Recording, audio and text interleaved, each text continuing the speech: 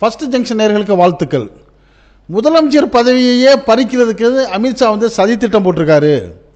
இந்த சதி திட்டம் தமிழ்நாட்டுக்கு மட்டுமல்ல, பாஜகவுக்கு எதிராக இருக்கிற எல்லா மாநிலத்திலும் உள்ள முதலமைச்சர்களே இருக்கக்கூடாது அப்படிங்கிற மாதிரி இவர் கொண்டு வர சதி திட்டம் மிகப்பெரிய அரசியலில் ஒரு மாற்றத்தை ஏற்படுத்தும் அப்படின்னு கொதிச்சு எழுந்திருக்க ராகுல் காந்தி அவர்கள் இதோட விளைவுகளை சொன்ன உடனே நாடே ஒன்று திரண்டுருச்சு. இப்படி இருக்கிறதுனால அரசியலில் மிகப்பெரிய அதிர்ச்சி உண்டாங்கிற சூழ்நிலை மட்டும் இல்லாமல் இருக்கு.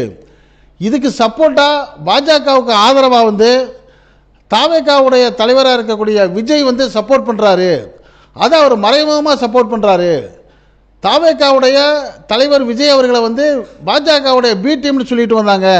ஆனால் இப்போ சமீபத்தில் 2வது மாநில மாநாடு நடந்த பிறகு ஒரு சிலர் தாவேகா பி டீம் இல்லைங்க, அதுவும் பாஜகவே தான் அப்படின்னு சொல்கிறாங்க. உங்களுக்கு கேட்குறதுக்கு பெரிய ஆச்சரியமாக இருக்குல்ல. இதுபோல் நிறைய செய்திகள், நீங்கள்லாம் எதிர்பார்க்காத செய்திகள்லாம் இப்போ அப்டேட் தகவலாக வந்திருக்குது. இதையெல்லாம் நீங்கள் கடைசி வரைக்கும் கவனமாக கேட்டு இது பற்றி உங்களுடைய கருத்துக்களை கமெண்ட் பாக்ஸில் கமெண்ட்ஸ் பண்ணுங்கள். இப்போ வாங்க நம்ம உள்ள வீடியோக்குள்ளே போவோம். இப்போ சமீபத்தில் அமித்ஷா அவர்கள் என்ன பண்ணியிருக்காங்க, ஒரு புது மசோதாவை தாக்கல் பண்ணியிருக்காரு. அந்த மசோதா பாஸ் ஆகிடுச்சு. பாஸ் ஆகிட்டாலும் அது நிலைக்குழுவுக்கு போயிருக்கு. அதாவது ஜாயிண்ட் பார்லிமெண்ட்ரி கமிட்டியுடைய வாக்குவாதத்துக்கு போயிருக்கு. என்ன போனாலும் எங்கள்கிட்ட எண்ணிக்கை இருக்குது, நாங்கள் இதை பாஸ் பண்ணிடுவோங்கிற தைரியத்தில் பாஜக என்ன நினைக்குதோ அதை செஞ்சுக்கிட்டு வர்றாங்க. அப்படி கொண்டு வந்த சட்டம் தான், ஒருத்தர் மேலே ஒரு குற்றம் சுமத்தப்பட்டால் அந்த குற்றம் ஒருவேளை 3 வருடம் 5 வருடம் சிறை தண்டனை நிரூபிக்கப்பட்டால் சிறை தண்டனை அடையக்கூடிய குற்றமாக இருந்தால், அப்படிப்பட்ட குற்றத்துக்காக சிறை பிடிக்கப்பட்டவங்க தொடர்ந்து 30 நாள் சிறையில் இருந்துட்டாலே போதும், அவங்களுடைய பதவி ரத்தாகும். இது முதலமைச்சர்களுக்கு மட்டும் இல்லை, பிரதம மந்திரிக்கும் பொருந்துங்கிற மாதிரி ஒரு சட்டத்தை, இந்த அமெண்ட்மெண்ட்டை அமித்ஷா கொண்டு வந்திருக்கிறாரு. இதை கொண்டு பாராளுமன்றத்தில் இன்ட்ரோடியூஸ் பண்ண உடனேயே எல்லா எதிர்க்கட்சி எம்பிகளும் கொதிச்சு விழுங்க ஆரம்பிச்சிட்டாங்க. இது ஒரு பக்கம் இருக்கிற, கடந்த முறை தேர்தல் திருட்டுங்கிற ஒரு அஸ்திரத்தை எடுத்து ராகுல் காந்தி அவர்கள் பேசிய பேச்சு நாடெங்கும் ஒரு புதிய விழிப்புணர்வை ஏற்படுத்திருச்சு, ஒரு கொதிப்பை ஏற்படுத்திருச்சு. அப்படிப்பட்ட நிலையில் இதுக்கு பதில் சொல்ல வேண்டிய தேர்தல் ஆணையம் பதில் சொல்லாமல் இருக்கிறப்ப எங்கேயோ அடித்தா எங்கேயோ வலிக்குங்கிற மாதிரி தேர்தல் ஆணையத்துக்கு வக்காலத்தை வாங்கி பாஜக ஆர்எஸ்எஸ்ஐ சேர்ந்த ஒருத்தர் என்ன பண்ணியிருக்காரு, ஒரு வழக்கு தொடர்ந்துருக்கிறாரு, ஒரு மனு போட்டிருக்காரு. அவர் யாருன்னா, தேர்தல் திருட்டு கொடுத்து ராகுல் காந்தி பேச தடை விதிக்கணும், இது மாதிரி பேச்சுக்களை அல்லது நோட்டீஸ்களை, பிரச்சாரங்களை, பேரணிகளை, பொதுக்கூட்டங்களை வீடுதோறும் சென்று மக்களை சந்திக்கிறதெல்லாம் நடத்தவே கூடாது அப்படின்னு சொல்லி தேர்தல் ஆணையத்துக்கு சப்போர்ட் பண்ணி பாஜகவுடைய சதீஷ்குமார் அகர்வால்ங்கிறவர் ஒரு வழக்கு போட்டிருக்காரு. அந்த சதீஷ்குமார் அகர்வால் யாருன்னா, அகில் பாரத் இந்து மகாசபைங்கிற முன்னாடி ஒரு துணைத் தலைவர். இப்போ தேர்தல் ஆணையத்தை விமர்சிக்கிற காங்கிரஸ்காரர்கள் மட்டும் இல்லை, யாராக இருந்தாலுமே பேசக்கூடாதுன்னு தேர்தல் ஆணையம் போய் கேட்டால் பரவாயில்ல, தேர்தல் ஆணையத்துக்காக பாஜகவுடைய தலைவர் போய் கேட்கறது எந்த வகையில் நியாயம்? இப்போ புரியுது பற்றியெல்லாம், யாரை அடித்தா யாரை வலிக்குது, அப்போ தேர்தல் ஆணையம் யாருக்காக வேலை செய்து பாருங்கன்ட்டு கைப்புண்ணுக்கு கண்ணாடி தேவையில்லைங்கிற மாதிரி சொல்லி வர்றாங்க. இப்படிப்பட்ட நிலையில தான் நேற்று நடந்த மதுரையுடைய தமிழக வெற்றி கழக 2வது மாநில மாநாட்டில் அதனுடைய தலைவர் விஜய் அவர்கள் 34 நிமிஷம் பேசுகிறாரு. அதில் பாஜகவையே தாக்கி பேசுகிற மாதிரி உங்களுக்கெல்லாம் தெரிஞ்சிருக்கும். ஆனால் அவர் பாஜகவை தாக்கி பேசலை. அவர் பேசுனதுடைய உண்மையான நோக்கத்தை நீங்கள் கொஞ்சம் முழுசாக அந்த வீடியோவை கேட்டிங்கன்னா உங்களுக்கு கடைசியில் தெரிய வரும். அவரை எல்லாரும் பாஜகவுடைய பி டீம்னு சொல்கிறாங்க. அதெல்லாம் கிடையாதுங்க, அவர் பாஜகவே தாங்க, அவர் தாங்க ஒரிஜினல் பாஜக டீம்னு சொல்லி ஒரு சிலர் சொல்கிறாங்க. அப்படி என்ன பாஜகவுக்காக அவர் செய்தாரு அந்த மாநாட்டில்ங்கிறதையும் நம்ம இப்போ பார்த்துட்டு கடைசியில் இந்த அமித்ஷாவுடைய இந்த திட்டம் எந்த அளவுக்கு ஒரு பாதிப்பை ஏற்படுத்துங்கிற ஒரு முடிவுக்கு வருவோம். இப்போ நம்ம எல்லாருக்கும் தெரியும், மதுரையில் ஒரு பிரம்மாண்டமான முறையில் தமிழக வெற்றி கழகத்துடைய 2வது மாநில மாநாடு ரொம்ப சூப்பராக நடந்துச்சு. அதில் வாகை சூடும் வரலாறுங்கிற தலைப்பில் அந்த மாநாடு இருந்துச்சு. 34 நிமிஷம் தான் பேசியிருக்கிறாரு. அப்படி 34 நிமிஷம் பேசின அந்த விஜய் வரக்கூடிய 2026 தேர்தலில் தாவேகாவுக்கும் டிஎம்கேக்கு தாங்க போட்டி, வேறு யாருமே கட்சியே இல்லைன்னு இருக்காரு. அது மட்டும் இல்லாமல் பொதுவாக மாநாடுன்னா பெரும்பாலும் என்ன பண்ணுவாங்க, 3 நாள் 2 நாள் 1 நாள் இப்படி தான் மாநாடு நடக்கும், அல்லது குறைந்தபட்சம் ஒரு அரை நாளாச்சும் நடக்கும். ஆனால் இந்த மாநாடு எப்படி நடந்திருக்குது, 1.5 மணி நேரம் தாங்க நடந்திருக்குது. எப்படி 1.5 மணி நேரம், நாளே காலுக்கு ஆரம்பிச்சிருக்காங்க, 5:40 5:45 முடிச்சுட்டாங்க. அதனால் இது மாநாடு இல்லைங்க, இது ஒரு பிரம்மாண்டமான பொதுக்கூட்டம்னு சொல்லலாம் அப்படின்னு சொல்கிறாங்க. இன்னும் ஒரு சிலர் என்ன சொல்கிறாங்கன்னா, இந்த மாநாடுன்னு சொன்னால் அதில் எல்லாருமே பேசியிருக்கணும், தலைவர் பேசுகிறாரு, அந்த அவருக்கு அடுத்த கட்டமாக இருக்கக்கூடிய 4-5 பேர் தான் பேசுனாங்க, மற்ற யாருக்குமே பேச வாய்ப்பு கொடுக்கல. அதில் வந்து அந்த மதுரை மாவட்டத்தை சேர்ந்த ஒரு மாவட்ட தலைவர் மட்டும்தான் பேசினார். அப்போ தமிழ்நாட்டில் மற்ற மாவட்டங்களில் எங்கேயுமே தாவேகாவுக்கு ஆள் இல்லையா, அல்லது அப்படி இருந்தும் அவங்களும் பேச தெரியாதவங்களா இருக்காங்களாங்கிற ஒரு கேள்வி இன்னைக்கு பரவலாக பேசப்படுது. பெரும்பாலும் வந்து 4-5 கூட்டங்களில் இதுக்கு முன்னாடி இந்த முதல்ல ஆரம்ப மாநாடாக இருக்கணும், அடுத்தடுத்து 2-3 சந்திப்புகளில் பேசிய விஜய் என்ன பண்ணுவார், ஒரு 4 நிமிஷம் 5 நிமிஷத்துக்கு மேலே அவர் பேசினதே கிடையாது. ஆனால் இந்த கூட்டத்தில் தான் கிட்டத்தட்ட 34 நிமிஷம் பேசியிருக்கிறாரு. இந்த 34 நிமிஷம் அவர் பேசுனது வந்து எழுதி வச்சுக்கிட்டு தான் பேசுகிறாரு. அந்த பேப்பர் வெளியில் தெரியாத அளவுக்கு மறைச்சிக்கிட்டு பேசினாலும் ஒரு கட்டத்தில் முள்ள தெரிய ஆரம்பிச்சிச்சு. ஒரு 3-4 பேப்பர் கொத்தாக இருக்கிறது எல்லாரையும் பார்த்துட்டாங்க.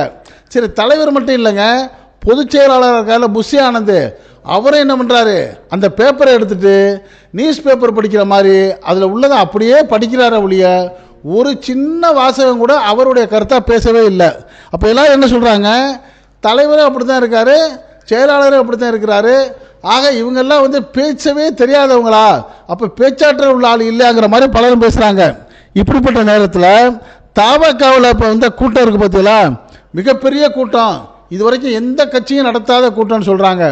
அதுக்கு ஒரு சிலர் என்ன சொல்கிறாங்க, உண்மைதாங்க, கூட்டம் நல்ல கூட்டம் தான் இருந்துச்சு, ஆனால் அந்த கூட்டம்லாம் வந்து தமிழக வெற்றி கழகங்கிற அரசியல் கட்சிக்காக வரலங்க, விஜய்ங்கிற ஒரு திரை நட்சத்திரத்தை பார்க்கணுங்கிற ஆர்வத்தில் வந்தாங்க.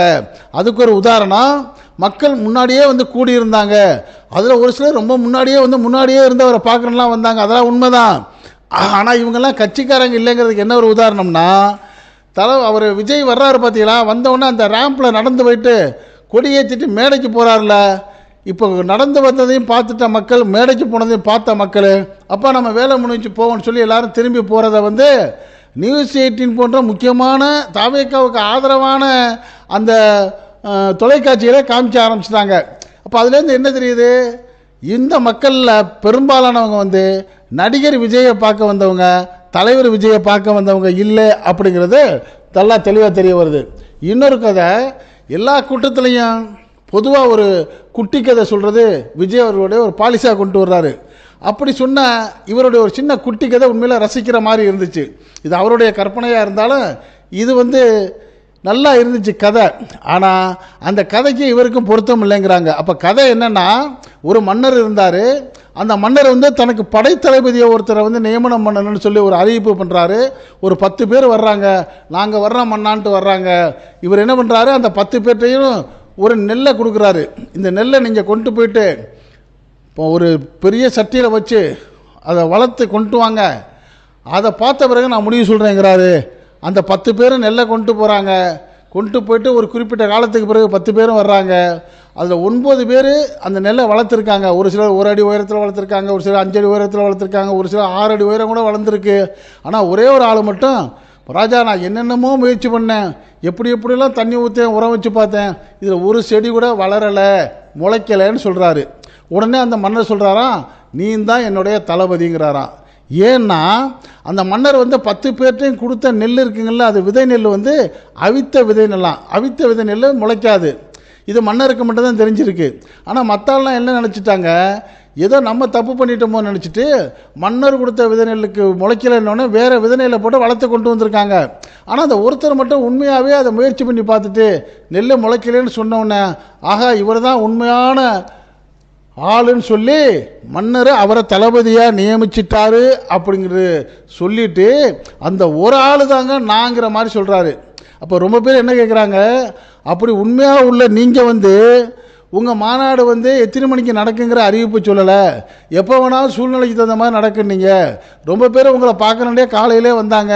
அப்படி வந்தவங்கெல்லாம் கடுமையான வெப்பத்தில் என்ன பண்ணாங்க, தோண்டுக்கிட்டு இருந்தாங்க. ஆனால் நீங்கள் மட்டும் என்ன பண்ணீங்க, அழகாக கேரவனில் 2.5 கோடி ரூபாய்க்கு உள்ள கேரவனில் ஏசியில் குழு குழுன்னு இருந்துட்டு அந்த மேடையில் ஒரு கரெக்டாக நிகழ்ச்சிக்கு மட்டும் ஒரு 34 நிமிஷம் பேசுகிறதுக்கும் 5 நிமிஷம் நடக்கிறதுக்கு வந்துட்டு திருப்பி கேரவனுக்கு ஓடி போயிட்டீங்க. அது எப்படிங்க நீங்கள் அந்தளவுக்கு உண்மையாக உழைக்கிற தளபதி நீங்கள்? ஆனால் அந்த கதைக்கும் உங்களுக்கும் பொருத்தம் இல்லைன்னு சொல்கிறாங்க. இப்படி சொல்லிட்டு என்ன சொல்கிறாங்க, அண்ணல் அம்பேத்கர் எழுதின அரசியலமைப்பு சட்டத்தை பாதுகாப்பதற்கு அரசியலமைப்பு சட்டத்தை ஒழித்துக்கிட்ட நினைக்கிறவங்களுக்கு இடையிலான ஒரு போர் நடந்துகிட்டு இருக்குன்னு நம்மளுக்கெல்லாம் தெரியும். பாஜகவை தாக்கி பேசுகிற மாதிரி இவர் தாக்கி பேசுகிறாரு. என்ன தாக்கி பேசுகிறாரு, ரொம்ப அப்படியே தடவி கொடுத்த மாதிரி பேசுகிறாரு. காரணம் வந்து பாஜக கொடுத்துருக்க அசைன்மெண்ட் என்னென்னா, நீங்கள் போயிட்டு எங்களுக்கு எதிர்த்து அரசியல் பண்ணுற மாதிரியே செய்யுங்க, மேடைகளில் வந்து எங்களை எதிர்த்து பேசுங்க, எங்களை திட்டி பேசுங்க. அப்படி செஞ்சாதான் திமுகவுக்கு ஆதரவாக திமுகவோட மனநிலை எதிர்ப்பாக இருப்பாங்கள்ல ஒரு சிலர், திமுகவுக்கு போடக்கூடாதுன்னு இருக்கிறவங்க. இன்னொரு பக்கம் வந்து பாஜகவுக்கு போடவே கூடாதுன்னு ஒரு கூட்டம் இருக்கும். அந்த கூட்டங்கள் கூட திமுகவுக்கு எதிராக மனநிலை இருந்தாலும் பாஜகவை போடக்கூடாதுங்கிறக்காக திமுகவுக்கு போட்டுருவாங்க. அப்போ அந்த ஓட்டெல்லாம் திமுகவுக்கு போனால் திமுகவுக்கு பலமாயிடும். அதனால் நீங்கள் இப்படி பாஜகவை திட்டி பேச ஆரம்பிச்சிட்டீங்கன்னா, ஓ பரவாயில்லையே, இது பாஜகவுக்கு எதிரானவராக தான் விஜய் இருக்கிறாரு, அதனால் நம்ம திமுகவுக்கு ஓட்டு போடுவோம்னா பாஜகவுக்கு போட்டுவிடணும் சொல்லி இந்த முஸ்லீம் மக்களும் தலித்து மக்களும் கிறிஸ்தவ மக்களும் இந்த ஓட்டுக்களையெல்லாம் என்ன பண்ணுவாங்க, திமுகவுக்கு போடாமல் உங்களுக்கு போட்டுருவாங்க. நீங்கள் அந்த ஓட்டை பிரிச்சுட்டிங்கன்னா திமுக பலவீனமாகுங்கிற ஒரு ஐடியா கொடுத்து அனுப்பிச்சதே வந்து பாஜக தாங்க. அதனால் வந்து பாஜக வந்து அவர் வந்து பி டீம்லாம் கிடையாது, இவரே பாஜகவுடைய டீம் தேன்னு சொல்கிறாங்க. அது என்னங்க அவ்வளோ தெளிவாக சொல்கிறீங்க, அவர் தான் அழகாக விலைக்கு பேசினாருங்கிற கேள்வி வரும்ல, அதுக்கு தான் எல்லாரும் சொல்கிறாங்க. இப்போ நம்ம ஆரம்பத்தில் வந்த சப்ஜெக்ட்டுக்கு வந்துட்டோம். முதல்வர் பதவியை பறிக்கிறதுக்கு அமித்ஷா ஒரு திட்டம் கொண்டு வந்திருக்கிறாரு. இந்த திட்டம் ரொம்ப ஆபத்தானது, இது தேர்தல் ஜனநாயகத்தையே இல்லாமல் ஆக்கக்கூடியது. தமிழ்நாட்டு முதல்வர் மட்டும் இல்லை, அது கேரளாவாக இருக்கட்டும், தெலுங்கானாவாக இருக்கட்டும், இது மேற்கு வங்காளமாக இருக்கட்டும், எங்கேயா இருந்தாலும் அந்த முதல்வர்களை வந்து பதவி நீக்கம் செய்கிறதுனா இந்த அமித்ஷா கொண்டு வந்திருக்க இந்த சட்டம் என்ன தெரியுமா சொல்லுது, ஒருத்தர் மேலே ஒரு குற்றம் சுமத்தப்படுதுன்னு வச்சுங்க. குற்றம் சுமத்தப்படுறப்ப அவர் மேலே சுமத்தப்படக்கூடிய குற்றம் ஒருவேளை நிரூபிக்கப்பட்டால் அது 2 வருஷம் முதல் 5 வருடத்துக்களுக்கு தண்டனை வழங்கக்கூடிய குற்றப்பிரிவாக இருந்து அவர் மேலே அந்த குற்றம் வந்து சுமத்தினாலே போதும், உடனே அரெஸ்ட் பண்ணிடுவாங்க. அப்படி அரெஸ்ட் பண்ணிட்டாங்கன்னா 30 நாள் அவர் சிறையில் இருந்தாலே அவருக்கு ஆட்டோமேட்டிக்காக அவர் வகித்து வந்த முதலமைச்சர் பதவி போயிடும். நல்லா புரிஞ்சுக்கிட்டீங்களா நீங்கள்? குற்றம் நிரூபிக்கப்பட்டு கேஸ் ஜெயிக்கணும்லாம் அவசியம் இல்லையா. அப்படி தகுதி உள்ள குற்றமாக இருந்து இவர் மேலே சுமத்தப்பட்டால் இவர் அரெஸ்ட் பண்ணிடுவாங்க, யாரோ ஒரு முதல்வரை. அது முதல்வர் இல்லை, பிரதமரை கூட செய்யலாமா. அப்படி இருக்கிறப்ப 30 நாள் ஆயிடுச்சுன்னு வச்சுங்க, 30 நாள் இவர் சிறையில் இருந்துட்டால இவருடைய முதல்வர் பதவி பறிக்கப்படும். அப்படிங்கிறதான் அந்த சட்டம். இந்த சட்டம் வந்து நீதிமன்றமே கேட்குது, இப்படி நீங்கள் போட்டிருக்கீங்கள, இது எந்த வகையில் நியாயம்? நீங்கள் 30 நாள் சிறையில் விசாரணைக்குன்னு வச்சுட்டு இருந்துட்டு தீர்ப்பு வர்றதுக்கு முன்னாடி அவருடைய பதவியை பறிச்சிட்டிங்கன்னா பின்னாடி அவர் குற்றமற்றவர்னு நிரூபித்து வந்தால் இதுக்கு என்ன செய்வீங்கிறப்ப இதுக்கு பதில் இல்லை. இப்போ இதுலேருந்து என்ன தெரியுது, மத்தியில் ஆளக்கூடிய பாஜக வந்து அதற்கு எதிராக இருக்கக்கூடிய அந்த எல்லா கட்சிகளையும் க்ளோஸ் பண்ணுறதுக்கு போடுற திட்டம் தான் இந்த திட்டங்கிறது தெளிவாக தெரியுது. அப்போ இந்த திட்டத்தை நிறைவேறணும்னா என்ன பண்ணணும், பாஜக திருப்பி வர்றதுக்கு என்னென்ன செய்யணுமோ அதையெல்லாம் செய்கிறதுக்கு தான் ஒரு அசைன்மெண்ட் கொடுத்து இந்த விஜய் பேசி வர்றாரு. அதுக்கு ஒரு இன்னொரு முக்கியமான உதாரணம் என்னன்னா, இவர் வந்து இந்த பாஜகவை உண்மையாக தாக்கி பேசுகிறதா இருந்தால் எதை பேசியிருக்கணும், இந்த 30 நாள் சட்டம் கொண்டு வந்தாருங்களா அமெண்ட்மெண்ட், அதை பேசியிருக்கணும். அது மட்டும் இல்லாமல் பாஜகவில் வந்து ஒரு முஸ்லீம் எம்பி கூட இல்லை. பார்த்தீங்களா, பாஜக அரசில் ஒரு முஸ்லீம் மந்திரி கூட இல்லை. நீங்கள் சிறுபான்மை மக்களுக்கு எதிராக இருக்கிறவங்க எதிராக இருக்கிறீங்க, அதுக்கு இது விட இதுதானங்க சரியான ப்ரூஃபு. நீங்கள் சிறுபான்மை மக்களை தொடர்ந்து நீங்கள் பாதிப்படைய வைக்கிறீங்க, அவங்களுக்கு அரசியல் அங்கீகாரம் கொடுக்க மாட்டேங்கிறீங்க, அவங்களுடைய உள் சட்டங்களில் போய் உள்ள மூக்கள் நுழைக்கிறீங்க, அவங்களுடைய சொத்துக்களை பறிக்கிறதுக்கு வக்பு திருத்த சட்டம் பண்ணுறீங்கன்னு இப்படி பாஜக செய்யக்கூடிய கொடூரங்களெல்லாம் அம்பலப்படுத்தி பேசாமல் பூசி முழுகின மாதிரி பேசுகிறாரு. இன்னொரு பக்கம் இன்னொரு செய்தியும் எல்லாரும் சொல்கிறாங்க, இப்போ இந்தியாவில் வந்து அமெரிக்காவுடைய ட்ரம்ப் 50% வரி விதிச்சிருக்காருல, இந்த 50% வரி அவர் ஏன் விதிச்சிருக்கிறாரு?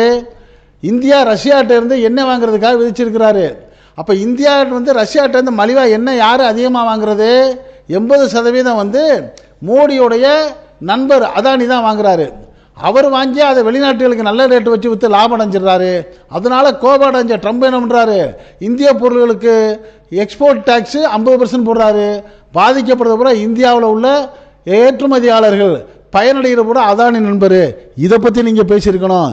இதை பற்றிலாம் பேசாமல் ஊறுகாய்ச்சி கூட அதிமுக மேலே எந்த குற்றமும் சுமத்தாம முழுக்க முழுக்க நீங்கள் வந்து பூசி மொழி பேசுனது திமுகவுக்கு போகிற ஓட்டை தடுத்து உங்களுக்கு வாங்கிட்டீங்கன்னா நீங்கள் நிச்சயமாக ஜெயிக்க மாட்டீங்கிறது பாஜகவுக்கு தெரியும். திமுகவுடைய வெற்றியை தடுக்கிறதுக்கு தான் பண்ணினாங்கங்கிற விளக்கத்தை சொல்லிட்டு தான் சொல்கிறாங்க. விஜயுடைய தமிழக வெற்றி கழகம் பாஜகவுடைய பி டீம்லாம் கிடையாது, பாஜக டீம் தான் அப்படின்னு சொல்லிட்டு சொல்கிறாங்க. கடந்த மாநாட்டில் வந்து 3 பேர் உயிரிழந்திருக்கிறாங்க. இதுவரைக்கும் செய்தி வந்திருக்கிறது 3 பேர். விருதுநகரை சேர்ந்த காளீஸ்வரங்கிறவர் ஃப்ளெக்ஸ் வைக்க போயிட்டு, தாவேக்கா மாநாட்டுக்கு ஃப்ளெக்ஸ் வைக்க போயிட்டு மின்சாரத்தில் அடிபட்டு இறந்திருக்காரு. நீலகிரி மாவட்டம் கோத்தகிரியை சேர்ந்த ரித்திக் ரோஷனுங்கிற 18 வயது இளைஞர் மாநாட்டுக்கு திடலுக்கு வந்து 5:30 மணிக்கு முடிஞ்சோன்னே ஊருக்கு போகணும், புறப்படுறப்ப மயக்கம் போட்டு விழுந்திருக்காரு.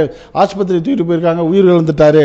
சென்னைக்கு அடுத்த ஊரப்பாக்கத்தை சேர்ந்த ஒருத்தர் பிரபாகரங்கிறவர் 33 வயசுக்காரர் மதுரைக்கு வந்து ஒரு மயக்கம் போட்டு விழுந்திருக்காரு. இதுவரைக்கும் வந்த செய்தியே 3 பேர் உயிரிழந்திருக்காங்கன்னு இருக்காங்க. 250-300 பேர் மயக்கம் போட்டு மருத்துவமனைக்கெல்லாம் போனாங்கன்னு சொன்னாங்க. அவங்களோட நிலையெல்லாம் என்னன்னு தெரியல. இப்படி மக்களுக்கு ஒரு சௌரியம் இல்லாத ஒரு மாநாட்டை நடத்தி, நம்ம தமிழ்நாட்டு அரசியலுக்கும் ஒரு பிரயோஜனம் இல்லாத ஒரு மாநாட்டை நடத்தி முழுக்க முழுக்க பாஜகவுக்கு மறைமுகமான ஆதரவு கொடுக்குற மாநாடாக தான் இந்த மாநாடுன்னு சொல்லி பலரும் கருத்து தெரிவிச்சிருக்கிறாங்க. இது பற்றிய உங்களுடைய கருத்துக்களை ஃபர்ஸ்ட் ஜங்ஷன் கமெண்ட் பாக்ஸில் கமெண்ட்ஸ் பண்ணுங்கள். இந்த செய்தி பிடிச்சிருந்தா அதுக்கு ஒரு லைக் கொடுங்க, உங்கள் நண்பர்களுக்கும் உறவுகளுக்கும் ஷேர் பண்ணுங்கள். இதே போன்ற அரசியல் செய்திகள் உடனுக்குடன் வந்து சேர நம்ம சேனலுக்கு சப்ஸ்கிரைப் பண்ணாதவங்க சப்ஸ்கிரைப் பண்ணுங்கள். மறக்காமல் பக்கத்தில் இருக்க பெல் ஐக்கானை கிளிக் பண்ணுங்கள். அப்போ தான் நம்ம போடக்கூடிய ஒவ்வொரு செய்தியும் நோட்டிஃபிகேஷன் காட்டும். நீங்கள் விரும்பியதை பார்க்கலாம். என்று மனைந்திருப்போம். உங்கள் அன்பன் அஷ்ரஃப் அலி. நன்றி, வாழ்த்துக்கள்.